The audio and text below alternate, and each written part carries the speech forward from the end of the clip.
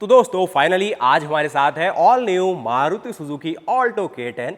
ये है वो गाड़ी ना जो हर किसी के कार लेने के सपने को सबसे पहले पूरा करती है, क्योंकि जो इसकी प्राइसिंग है, जो इसकी अफोर्डेबिलिटी है और जो पूरा फीचर पैकेज है ना, वो एक प्रॉपर कार वाला आपको दिया जाता है। ऑल्टो अपने में एक ब्रांड है, तो आज हम मारुति अरीना में हैं, आपके सामने पेश करेंगे ऑल्टो K10।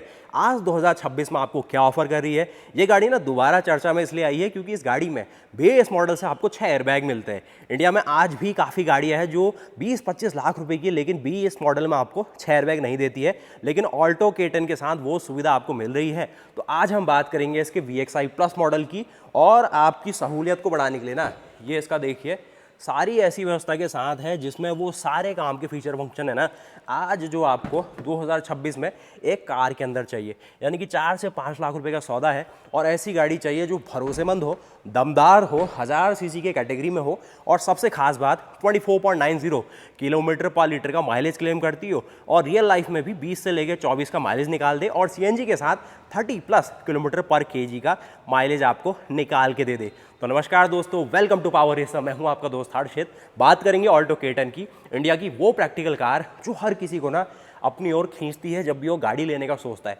भले ही वो फिर बाद में ब्रेजा ले ले, विक्टोरिस ले ले, लेकिन एक बार जरूर सोचता है ऑल्टो K10 ले लेते हैं। छोटी गाड़ी होगी, शहरों में कहीं भी चला सकते हैं, कोई भी चला सकता है, और खरीदने में भी सस्ती होगी, EMI भी हमें कम देनी पड़ेगी। तो वो क्या जादू है ना इस गाड़ी में, इसके डिज़ाइन को देखो या ओवरऑल इसकी प्राइसिंग जो आज 2026 में है, उन सारी चीज़ों को देखते हैं, जिससे ये गाड़ी एक वैल्यू फॉर मनी बनी हुई है, इतने भारी भरकम बड़ी बड़ी गाड़ियों के लॉन्च होने के बाद भी। तो इस तरीके की इसकी पूरी प्राइसिंग है, जिसमें मैं स्टार्टिंग नोट पे देख रहा हूँ ना, जो लोग इसको टैक्सी में, कमर्शियल में ले रहे हैं, उन्हें स्पेशली अलग सा मॉडल दिया गया जो कि टूर H1 के नाम से है।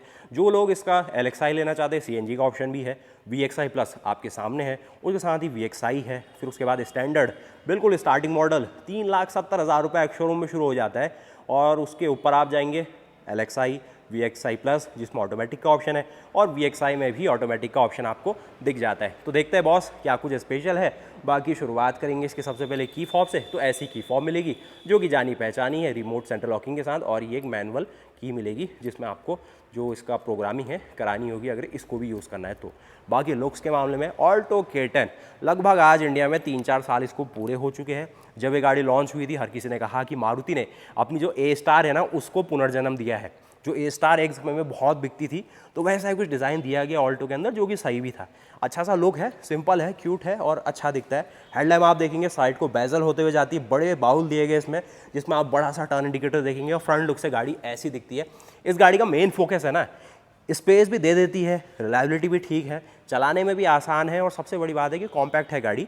लगभग 3.5 मीटर के आसपास है, 167 mm का ग्राउंड क्लियरेंस है, और करीब 214 लीटर के आसपास का बूट स्पेस है। तो सारे काम हो जाते हैं, और ये गाड़ी एक 5 सीटर है। जिस तरीके से विक्टोरिस है, ब्रेजा है, या बड़ी सी बड़ी गाड़ी अभी 5 सीटर है ना, ये गाड़ी भी RTO में 5 सीटर में पास है। पहाड़ी इलाके में आप कुमाऊं में देखो, पिथौरागढ़ में देखो, टैक्सी बोले तो ऑल्टो K10, क्योंकि भाई सस्ती है चलने में, रिलायबिलिटी अच्छी है, और सबसे खास बात कि सारे काम कम पैसे में ये करते हुए चलती है। टायर को भी ध्यान में दोगे तो टायर भी यहाँ पर आपको साइज़ देखेंगे तो 145, 80, 8, 13 का दिया गया, और ट्यूबलेस टायर आता है। स्टील रिम व्हील है ज़रूर इसमें, लेकिन एक्सेसरी और वो ऑप्शन है, मैंने इस गाड़ी के लॉन्च के टाइम पर आपको दिखाए थे, बहुत सारे ऑप्शन है। कुछ क्लैडिंग भी दिख रही होगी, साइड से भी एडिशनल जो सिल प्लेट है दिख रही होगी। साइड में देखेंगे फेंडर माउंटेड टर्न इंडिकेटर है, कुछ एडिशनल ऐसी कुछ यहाँ पर क्लैडिंग्स है। रियर का टायर साइज भी सेम है, आगे डिस्क ब्रेक, पीछे आपको ड्रम ब्रेक, और यहाँ पर आप आते हैं ऑल्टो के जाने पहचाने से रियर के लुक में, जिसमें पीछे भी देख रहा हूँ एक स्पॉइलर अरीना में लगाया गया है। और इसमें अगर इसको खोलने की व्यवस्था देखें ना, तो ये आपको इस प्रकार से ये खुलता हुआ दिख जाएगा, जो कि यहाँ पर आपके सामने काम चलाओ कह सकते हैं, या अच्छा खासा कह सकते हैं, क्योंकि डेप्थ तो सही है ना इसकी। 214 लीटर का बूट स्पेस जो कि पूरा यूज़ होता है। ये एक बेंच टाइप सीट है, जिसको फोल्ड कर लेंगे तो और बेहतर स्पेस। एक पार्शल सेल्फ भी है, उसके साथ ही पीछे का टेल लैम्प सेक्शन, और यहाँ पर कुछ और जो हाई माउंट स्टॉप लैम्प है, या ये जो प्लास्टिक एडिशनली दी जाती है ना आपके सिर में, ये मेटल ना लगे, तो ये सारी चीज़ें इसमें मिलती है। ये गाड़ी में बेस मॉडल से ना 6 एयरबैग मिलते हैं, मतलब ये जादू अभी काफ़ी कंपनियाँ नहीं कर पा रही है।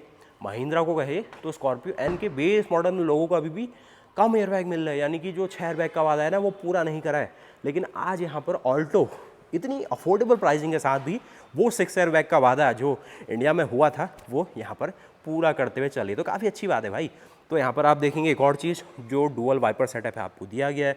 डिफॉगर देखेंगे, बड़ी सी विंडशील्ड आप देखेंगे, साथ में इस प्रकार का पूरा रेन वाइजर दिख रहा है मुझे।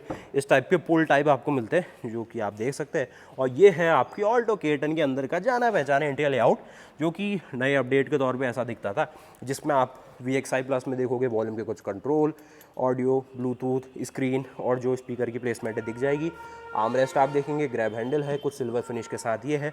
बॉटल का स्पेस है, अंदर देखेंगे फुटवेल में क्लच, ब्रेक, एक्सीलेटर है। और ये इसका 5 स्पीड का गियर बॉक्स, जो कि मैनुअल और ऑटोमेटिक दोनों सुविधा आपको दे जाता है। तो आइए दोस्तों, स्वागत है आपका अंदर का डैशबोर्ड और पूरा इंटीरियर लेआउट किस प्रकार के फीचर फंक्शन देता है, ऐसी चीज़ें आप देखेंगे। इसका जो भी अंदर का क्लस्टर है ना, आपको पसंद आता है। जो चीज़ आपने स्टार्टिंग से पसंद करी है वो बरकरार है। जो सीट बेल्ट रिमाइंडर है, जो सारे आइकन्स है, स्पीडोमीटर और उसके ना बिल्कुल वेल पेपर है। और इस स्टीयरिंग में देखेंगे एक एक्सेसरी फ्रंट मुझे दिख पा रही है, सुजुकी का लोगो है। साथ ही अगर आप स्टीयरिंग को एडजस्ट करने के ऑप्शन की ओर देखें तो इसमें वो ऑप्शन मुझे शायद ये VXI प्लस के साथ नहीं दिख रहा है, तो ये यहाँ पर फिक्स किया गया है।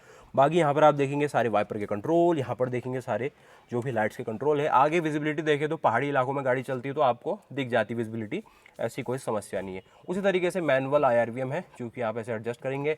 उसके साथ ही आपको ये विदाउट मिरर लेकिन सनशेड ये चीज़ दी गई है। डोर की ओपनिंग काफ़ी बढ़िया दी गई है, जो कि इस प्रकार से खुलता है और ऐसे बंद होता है। AC वेंट आप इस ओर देखने वाले, इस ओर देखेंगे, इसको आपको मैनुअली एडजस्ट करना होगा। बाकी अंदर कैबिन स्पेस काफ़ी अच्छा मिलता है। गाड़ी में देख रहे हो जो एयरबैग की ब्रांडिंग है ना, ये मिलती है प्रॉपर। तो 6 एयरबैग गाड़ी बेस मॉडल से देती है। और जो आज इंडिया में सेफ्टी का एक थोड़ा सा रहता है कि लोगों को सेफ्टी एयरबैग और उन चीज़ों से भी एक विश्वास आता है, तो 6 एयरबैग है, ABS है, ABD है। तो मैं उन ब्रांड से कहना चाहूँगा जो आज भी 20-25 लाख रुपए की गाड़ियों में नहीं दे पाती है। उन्हें को जो 20-25 लाख रुपए के मॉडल है उनमें मिलते हैं एयरबैग, लेकिन जो उनके लोअर मॉडल है 13, 14, 14.5 लाख रुपए की गाड़ियाँ, उनमें भी एयरबैग आ जाने चाहिए बेस मॉडल से 6 एयरबैग। साथ में अगर आप देखें यहाँ पर इतना कुछ स्पेस मिलता है। ये कुछ आपको एयरबैग की ब्रांडिंग यहाँ है इसमें, लेकिन ये पूरा कट सेक्शन जब निकलता है ना, तो ये एयरबैग को यहाँ पर से एक्चुएट कर देता है। बाकी ये इनके 7 इंच की स्क्रीन है, जिसमें आप अगर रिवर्स गियर की व्यवस्था को देखें तो रिवर्स गियर भी आपको इस चीज़ के साथ दिख जाता है इस प्रकार से। पीछे के फ्रंट आप देखेंगे सारा। बाकी जो पावर विंडो के सारे कंट्रोल है आप इसमें यहाँ से देखते हैं सेंटर में। और नीचे मैनुअल AC दिया गया प्रॉपर, जिसकी व्यवस्था कुछ इस प्रकार से रहने वाली है, जिसमें AC का ये बटन है, रिसर्कुलेशन वो करने के लिए है, फैन स्पीड के लिए ये ऑप्शन दिया गया, और साथ में रिसर्कुलेशन के लिए ये दिया गया, लेकिन टेम्परेचर के लिए ये पूरा डायल है। और ये USB का ऑप्शन है, 12 वोल्ट का ये सॉकेट है, कप होल्डर काफ़ी ज़्यादा दिए गए, 5 स्पीड का काफ़ी स्मूथ सा गियर बॉक्स है और आसानी से आप इस्तेमाल कर सकते हैं इसको। 5 और रिवर्स गियर ये लगेगा, ठीक है। ये आपको एक मैनुअल हैंड ब्रेक दिया गया, पीछे छोड़ा स्पेस है। तो आप देखते हैं ये गाड़ी इंजन में क्या देती है। K10 C सीरीज का इंजन है भाई साहब, बहुत ही गजब, जो डुअल जेट कह सकते हैं या फिर जो लिक्विड EGR के साथ है। और साथ में जो पावर बना रहा है 66 हॉर्स पावर की है, 66 हॉर्स पावर और करीब 89 Nm का टॉर्क है।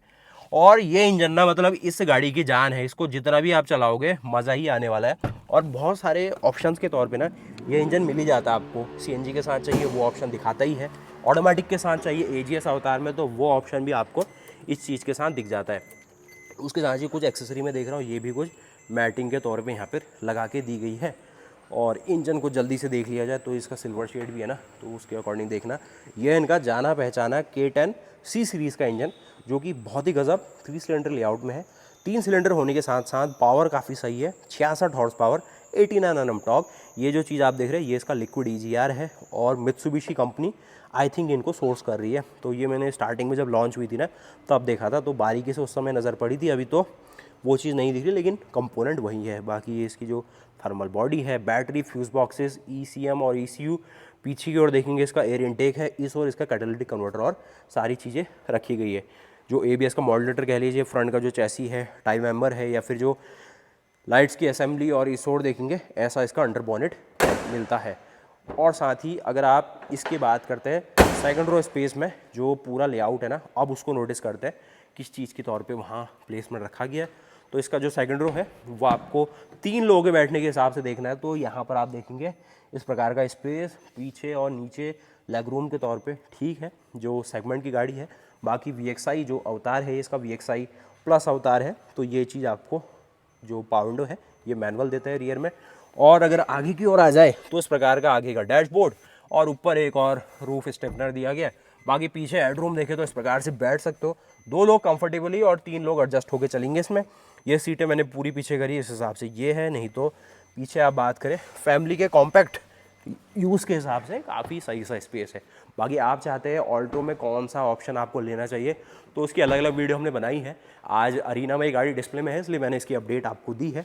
बाकी प्राइसिंग के तौर पे आप यहाँ पर इसकी सारी की सारी प्राइसिंग देख सकते हैं।